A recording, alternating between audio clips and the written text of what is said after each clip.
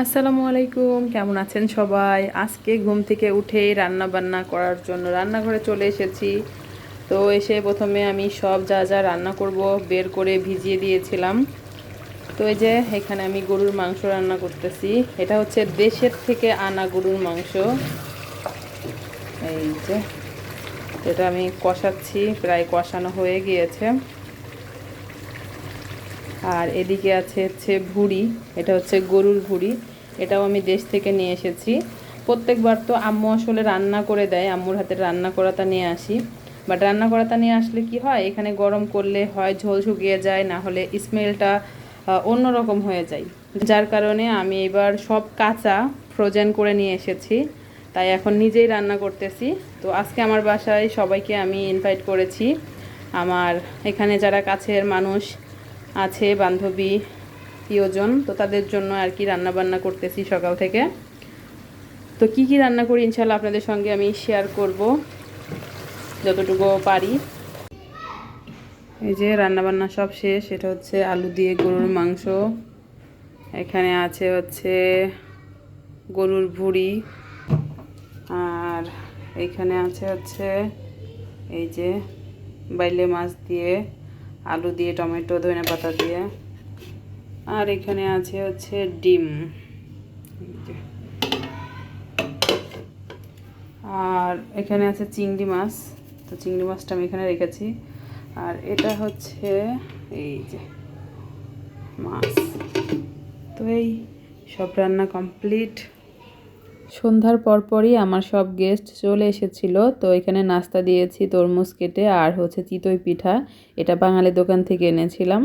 তো এই যে এখানে ফাতেমার বাবা মাও এসেছে, আসলে ফাতেমা আসতে পারেনি। তো আঙ্কেল আন্টি আসাতে আসলে আমি খুবই খুশি হয়েছি, খুব ভালো লেগেছে আমার।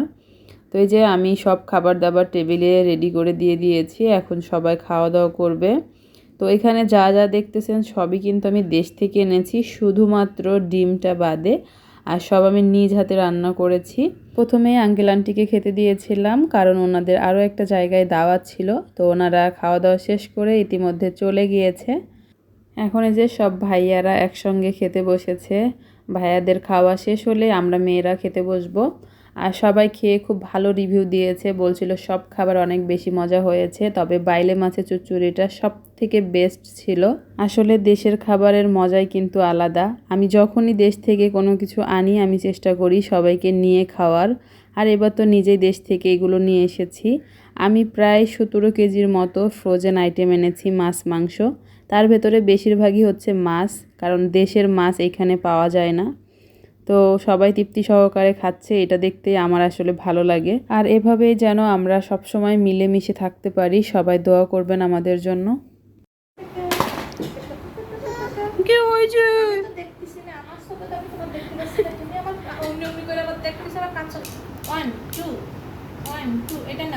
ভালো দিকে আসতে জানা তোর কি হয়েছে? আসপা, আসো আসো আসো, ও আসো আসো আসো, মাশাআল্লাহ।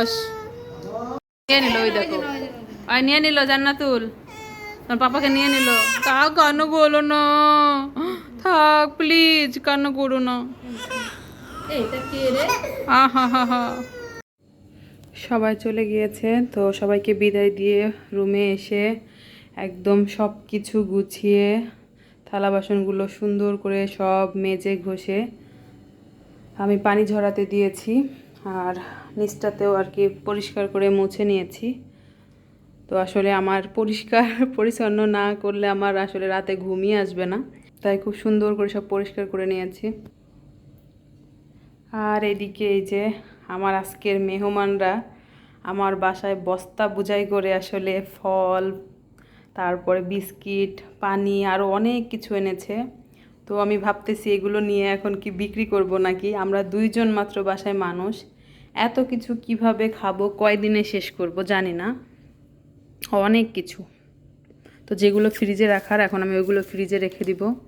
আর ফ্রিজেও আসলে জায়গা হবে কিনা আমি জানি না। এই যে দেখুন আমি সব বের করে নিয়েছি, এত এত ফল। আম, আম সবাই মনে হচ্ছে নিয়ে এসেছে আম। এই যে এখানে অনেকগুলো আম, এখানেও আম আছে, এখানে আছে আম, এরপর কলা, আর এখানে একটা তরমুজ আছে, আরও একটা তরমুজ।